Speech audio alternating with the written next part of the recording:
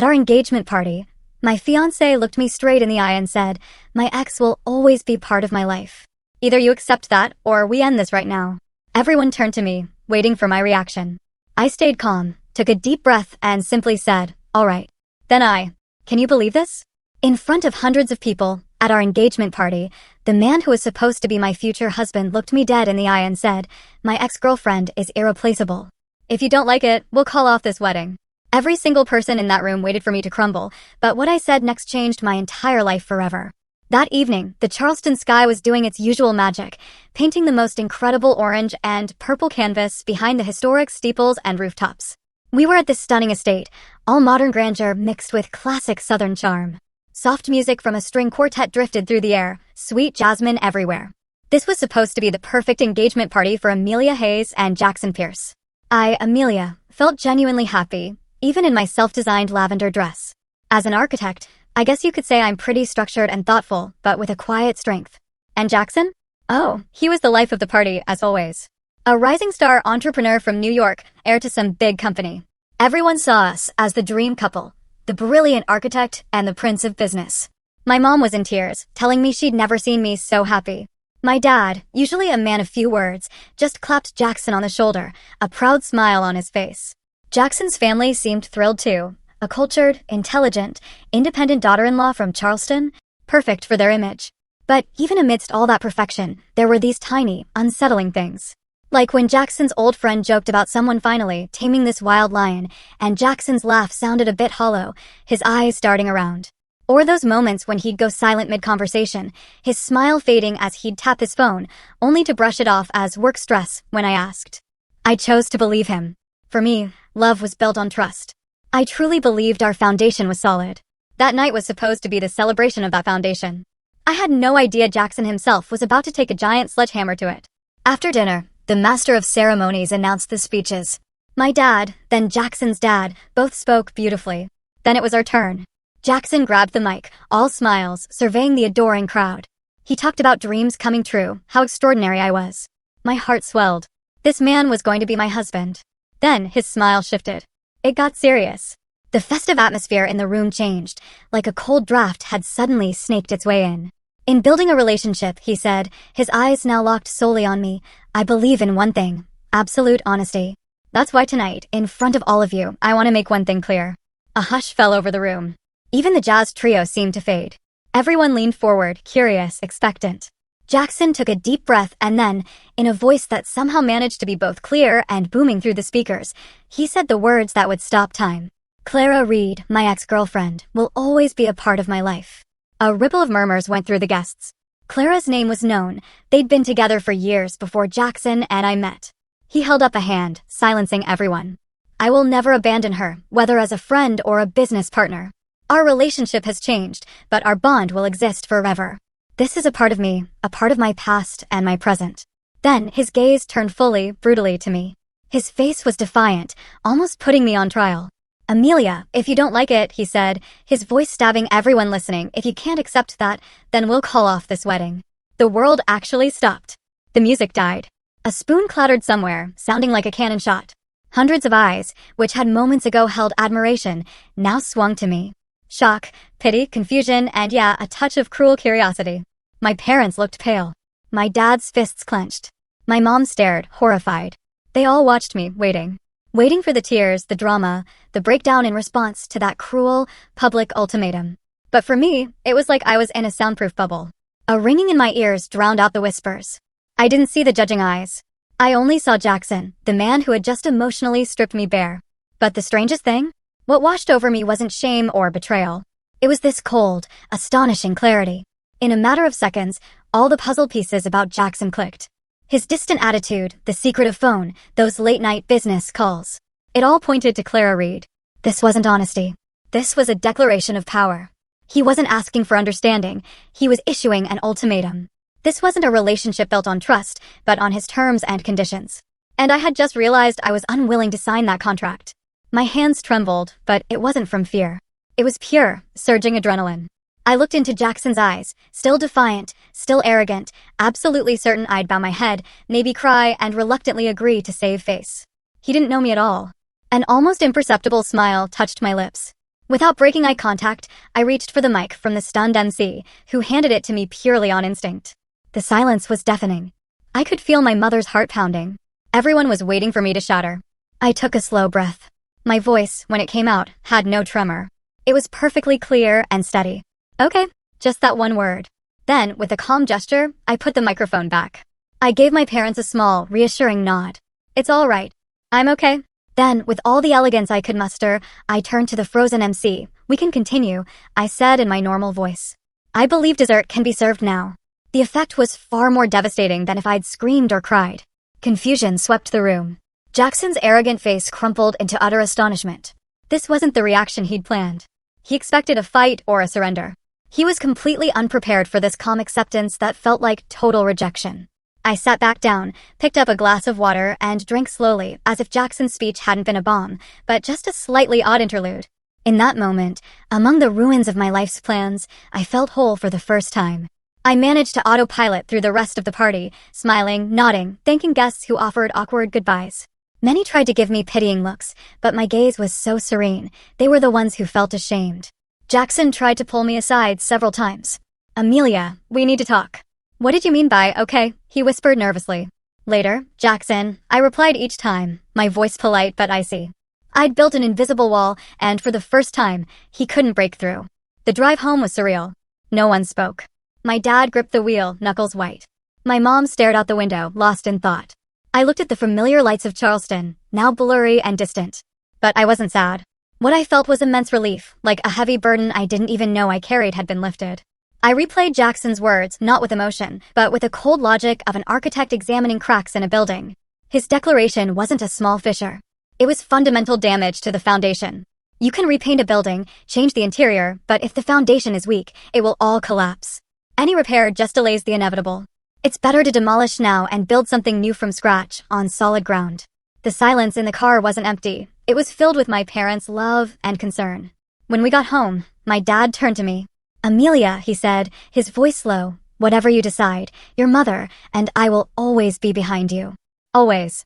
My mom, tears finally streaming, added, don't worry about what people say. Just think about your happiness. That unconditional support almost broke me.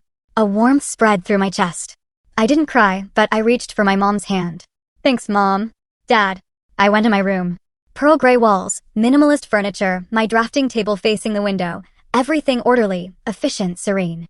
My phone vibrated incessantly.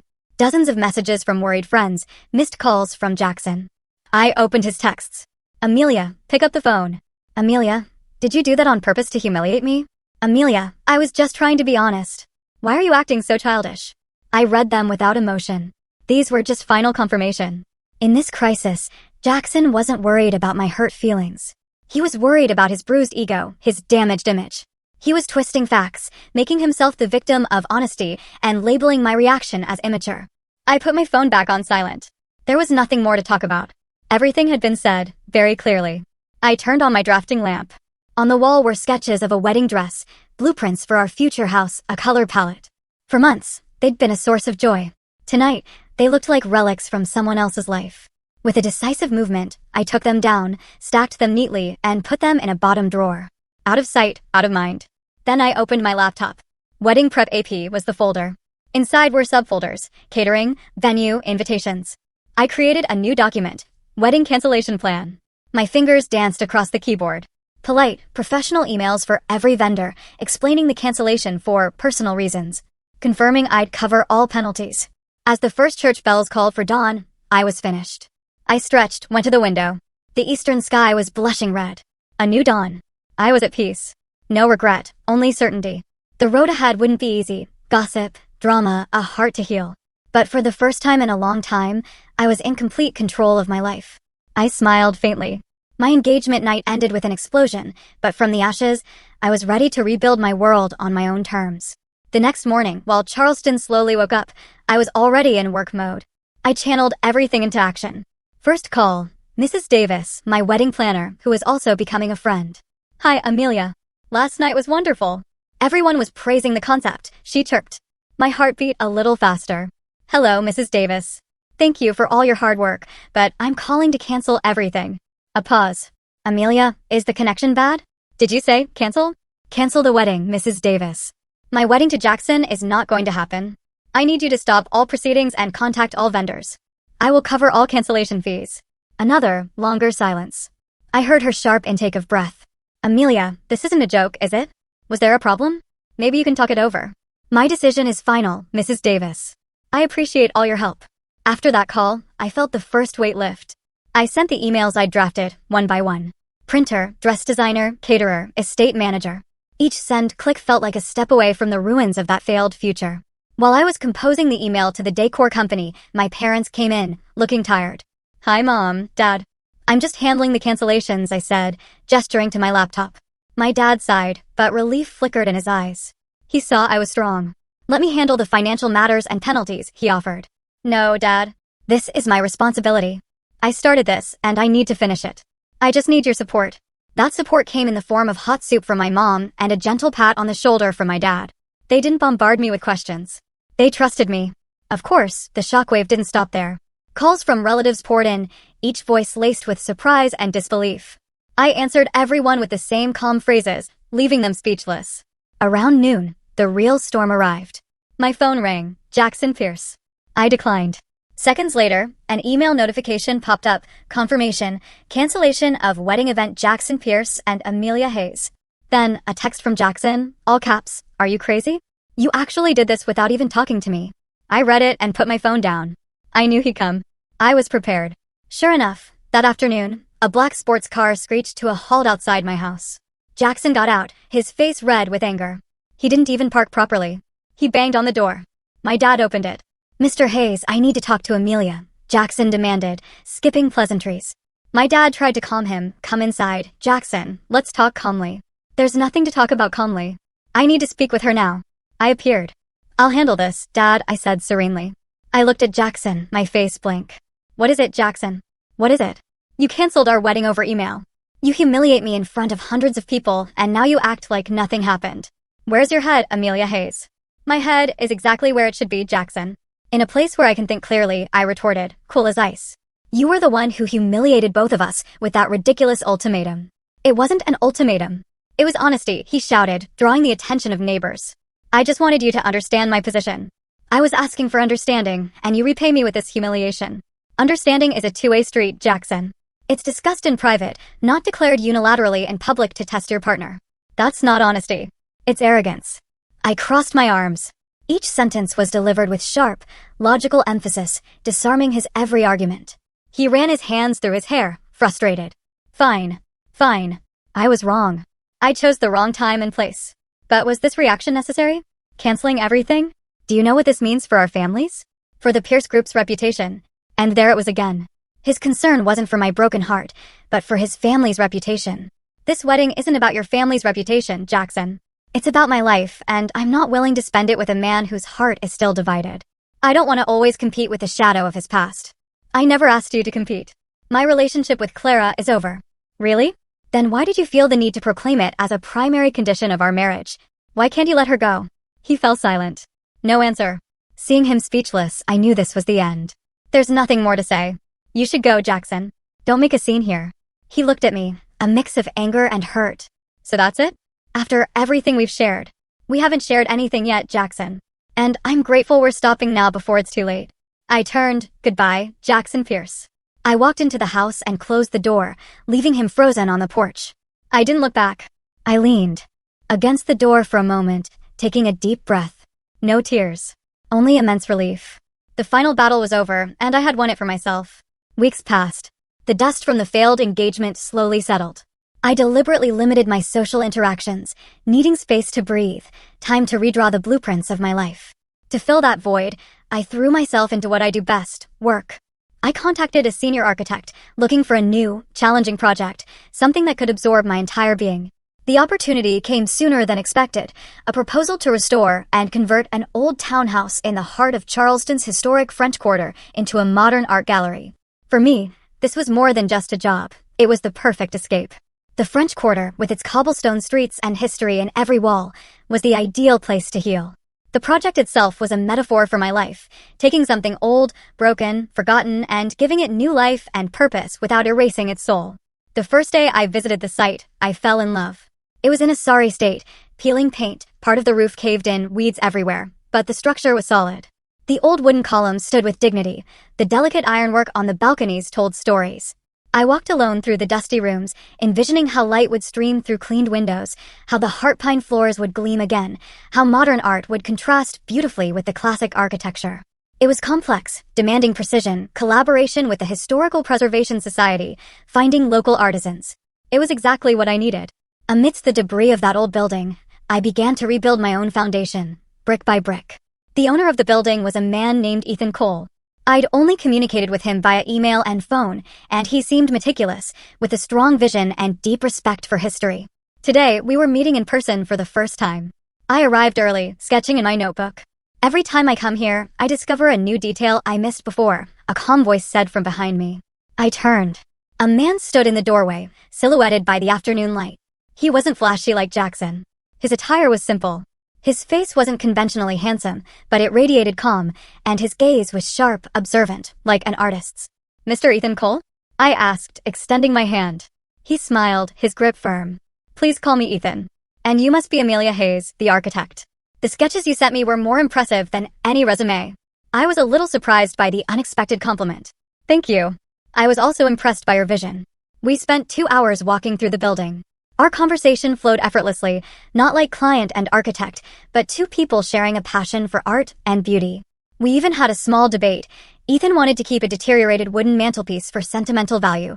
I, from an architectural standpoint, argued it was structurally risky. "I understand the historical value," I said, gently tapping the wood. "But termites have eaten through its core. If we force it to stay, it will fail. How about we create a replica, frame the original salvageable pieces as art on the wall?" Ethan was silent, then a glint of admiration appeared in his eyes. "That's a brilliant solution. You don't just think about function, you respect the soul. I like the way you work." As the sun set, painting the Charleston sky purple, we sat on the dusty steps of the courtyard. Ethan seemed to sense a vulnerability behind my professionalism. He didn't ask, didn't pry. He simply said, "I'm glad this place is in the right hands. I have a good feeling about this. It's going to be a masterpiece." Those words, purely about my work and skill, felt like a comforting balm to my weary soul. That meeting gave me a glimmer of hope. This wasn't just a project. It was a collaboration. And for the first time in weeks, I felt I wasn't alone. Though I tried to bury myself in work, the outside world didn't forget me easily. Gossip surfaced. One day, getting coffee, I ran into an acquaintance of Jackson's. "Amelia, honey, I heard about you too. Such a shame, really. You seemed so perfect together." "Jackson seems under a tremendous amount of stress lately." I just managed a tight smile. "I guess everyone has their own path. If you'll excuse me." I left quickly. On social media, I saw photos of mutual friends laughing with Jackson at events I was supposed to have attended with him. A small pang of exclusion, a reminder that breaking up with Jackson also meant breaking up with a part of my world. But amidst the unpleasant echoes of gossip, the real support felt even stronger. My closest friends never wavered. They brought food, watched movies, or just sat in silence when I was exhausted. "If you want to be angry, scream. If you want to cry, cry. We're here," one told me. My family was my fortress. My dad would visit the site with lunch, pretending he just wanted to see the progress. My mom quietly made sure my room was tidy, creating a space where I could focus. These genuine, selfless acts became my new foundation. I realized I'd been so focused on building a future with one person that I'd almost forgotten I already had a solid structure full of people who loved me unconditionally. One afternoon, I stood alone on the second floor of the gallery, watching the sunset. A month had passed since that night. The road ahead was still long, still uncertain, but for the first time, I wasn't afraid. The rubble around me no longer seemed like the end of everything. It felt like the beginning of something much more honest and strong, something built with my own two hands. The restoration was progressing faster than expected. The old townhouse was regaining its charm. The site became my haven. But one hot afternoon, that harmony was broken. A familiar black sports car pulled up, kicking up dust. Jackson Pierce. He looked different, disheveled, gaunt, his expensive suit wrinkled. He carried a huge bouquet of white lilies, my favorite. I felt a knot in my stomach. I signaled the workers to continue and walked toward him. "Jackson, what are you doing here?" "This is my workplace," I said, my voice low and sharp. "I know. I just wanted to talk," he replied, offering the flowers. I didn't accept them. I just looked at him. "Amelia, I'm a wreck without you," he continued, almost desperate. "Everything's a mess. My work, my life. I can't focus. I was wrong. I know I was wrong. I should never have said that. It was the first time he'd admitted a mistake, but it still sounded like a child wailing because his toy was broken. I'll change, Amelia. I promise. I'll fix it with Clara. I'll draw a clear line. Please, just give me one more chance. Just as I was about to respond, Ethan came out from inside the building with 2 bottles of water. He stopped, not approaching, but his presence felt like silent support. Jackson's eyes immediately caught Ethan, and the pitiful expression on his face morphed into jealous sarcasm. So that's what this is. You didn't waste any time finding a replacement. My patience snapped. Stop it, Jackson, I hissed. Don't drag others into the problems you created. My decision has nothing to do with anyone but you and your actions. Now, please leave. But, Amelia, leave. I repeated, louder this time, making workers turn. And don't ever show up at my workplace or look for me again. His face hardened. He roughly threw the lilies on the ground, got in his car, and sped away, leaving dust and crushed white petals. I closed my eyes for a moment, trying to calm my racing breath. Ethan slowly approached, offering me water. Are you okay? He asked softly. I nodded, accepting the water. I'm okay, I replied, and I truly was. That interruption from the past no longer had the power to ruin my day. Still, the incident left an uncomfortable residue. As long as Clara Reed remained a mystery, that shadow would linger. I needed closure. As if fate heard me, the next day I got a text from an unknown number. Hi, Amelia Hayes. This is Clara Reed. I heard Jackson came to your workplace yesterday. I think there are some things we should discuss for both our sakes. Would you be willing to meet? I hesitated, but curiosity won. This was my chance for answers. We met at a quiet tea shop. Clara was elegant, professional, with a hint of weariness in her eyes, but no hostility. Thank you for coming, she said. I wanted an explanation, too, I replied frankly. Clara smiled faintly. I won't waste your time. Jackson and I have a long history, true, but our romantic relationship ended over a year ago, long before he met you. The problem is Jackson never quite learned how to be emotionally independent. He still relies on me for validation, business advice, ego boosts. I've tried to distance myself many times, but he always finds a way to pull me back in. Honestly, I'm exhausted. I listened, absorbing every word. The declaration he made at your engagement party, Clara continued, her eyes meeting mine with regret. He did that without my consent. I was as shocked as everyone else. It was Jackson's way of taking control, of proving he could have it all, you as his future and me as his safety net. It was deeply unfair to you and to me. Then she showed me her phone. A picture of her, smiling, with another man. I'm engaged to someone else, Amelia. I'm trying to move on with my life, too. But Jackson keeps making things complicated. This was a turning point. I had imagined a complicated love triangle. The reality was much simpler and sadder. It was the story of an immature man holding 2 women hostage in the drama of his own ego. I understand, I said finally, relief in my voice.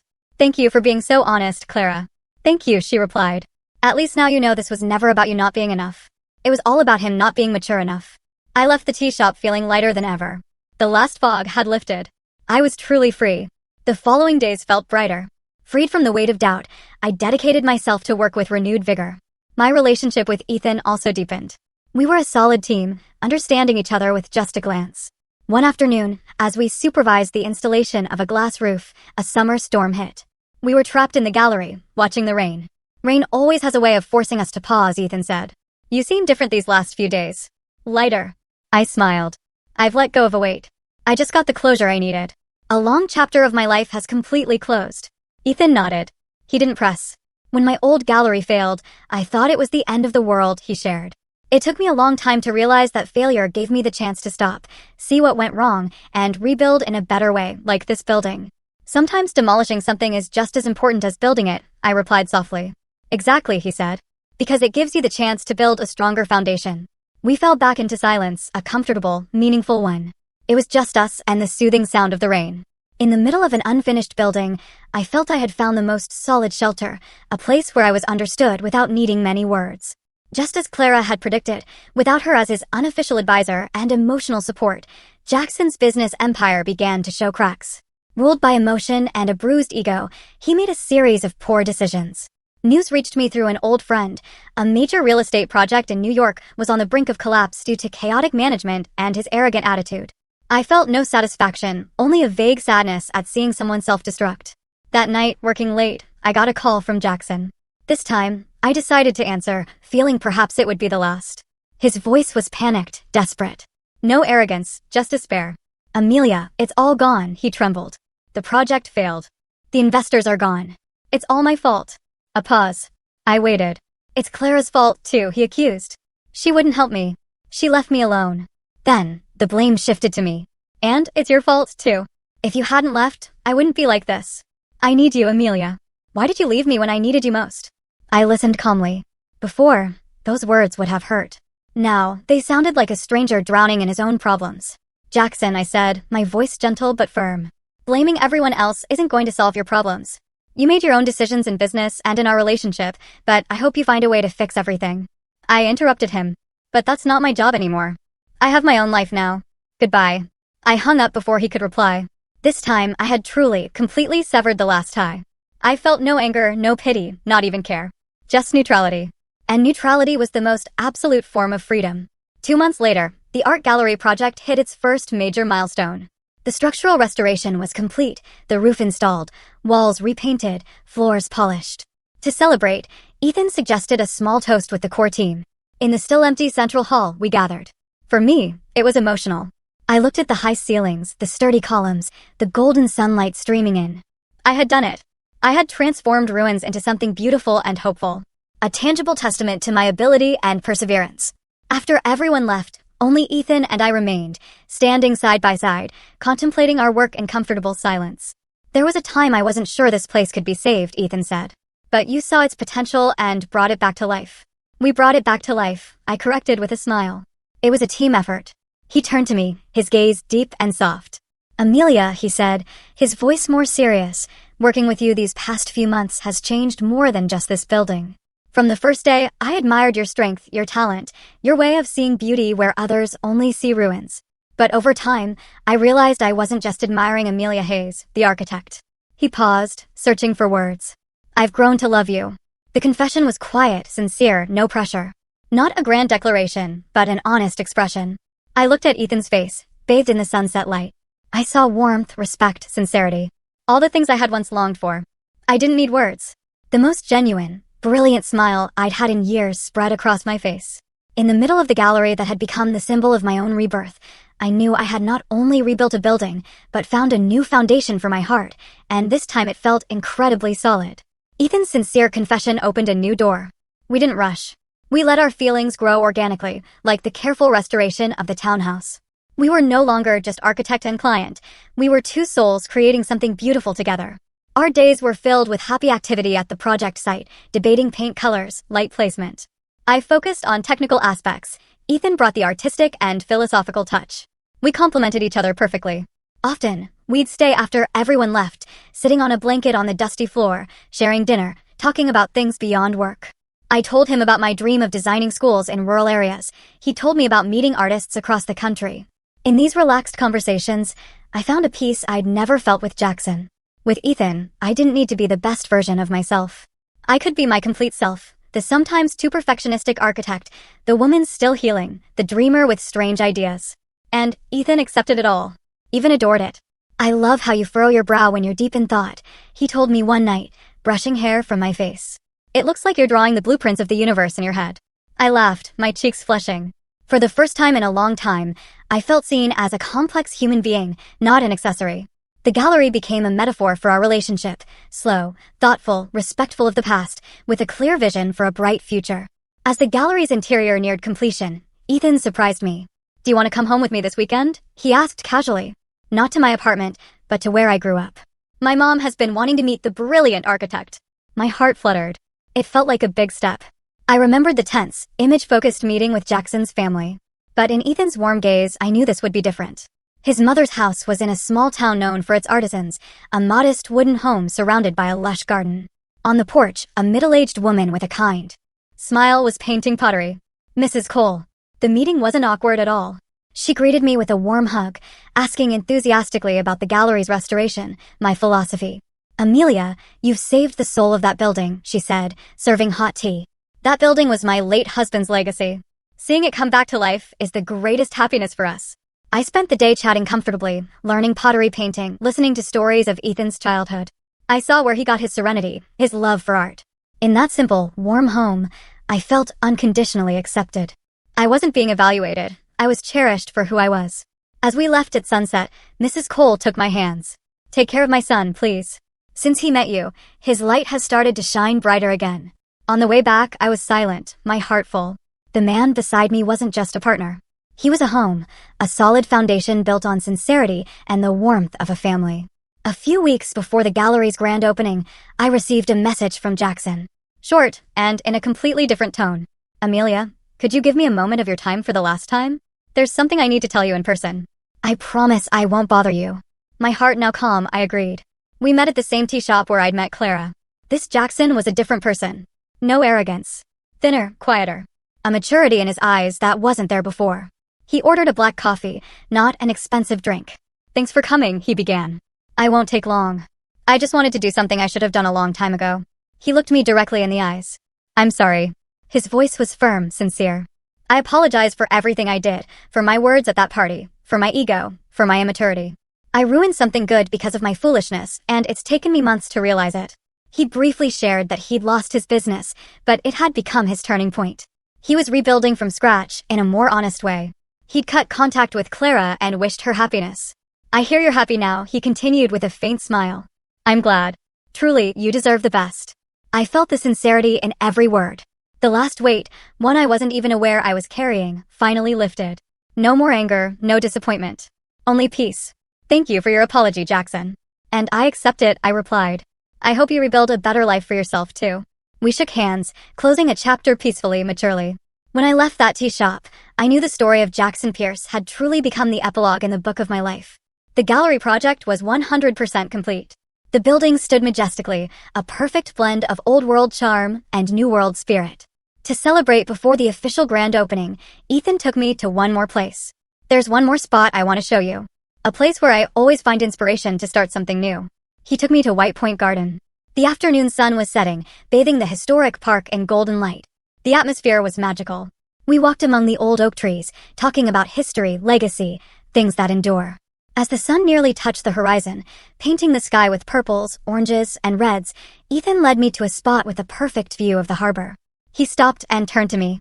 He didn't kneel. He simply took both of my hands in his warm ones. Amelia Hayes, he began, his voice soft, full of emotion. Our story began at sunset in an old, nearly ruined townhouse. Then you came and transformed it into a place full of light and hope. You've done the same for my life. My eyes began to fill with tears. I want to spend every sunset and every sunrise of my life with you. I want to build something with you that endures, not of stone, but of love and respect. He continued, pulling a small box from his pocket. Inside was a simple but exquisitely beautiful ring with a delicate detail engraved, inspired by the ironwork of the gallery. He had clearly designed it himself. Will you marry me? In the majesty of that historic park, my heart full, I answered with a trembling voice, yes, I will, Ethan. The night of the gallery's grand opening was a spectacular celebration, not of empty luxury, but of soul-deep richness. The space was filled with artists, collectors, friends, and family. Soft jazz mingled with laughter. The gallery's name was Renaissance, symbolizing its new beginning. I stood in the middle of the crowd beside my fiancé, Ethan, dressed in an elegant ivory gown. My face radiated a happiness I couldn't hide. My parents watched me with pride. Across the room, I saw Clara Reed, who had attended with her fiancé. We exchanged a brief, understanding smile. Later, I gave a short speech, speaking of the Restoration's philosophy, of respecting the past to build a stronger future. When I thanked the team, my eyes met Ethan's. Everyone in the room could see the love and admiration that flowed between us. As the event was in full swing, Ethan and I slipped away to the courtyard, now a beautiful garden under the glass roof. We could see the full moon shining brightly. I took a deep breath of the cool Charleston night air. I remembered my engagement party a year ago, the humiliation, the confusion, and the cold decision I had made at the end of that night. Okay, that one word I had spoken then wasn't a word of surrender. It was a word of beginning. The one that opened the door to my real life. I had weathered the storm, demolished the faulty foundation, and with patience, rebuilt everything from scratch. Ethan put his arm around me. Look what we've built together, he whispered. I smiled and leaned my head on his shoulder. My name, Amelia, meant work and striving. After a long, dark eclipse, I was finally shining again, not with a borrowed light, but with my own complete and radiant glow. And beside me was Ethan, my steady constant, who wasn't trying to dim my light, but would always be there to join me in every sunrise and every sunset.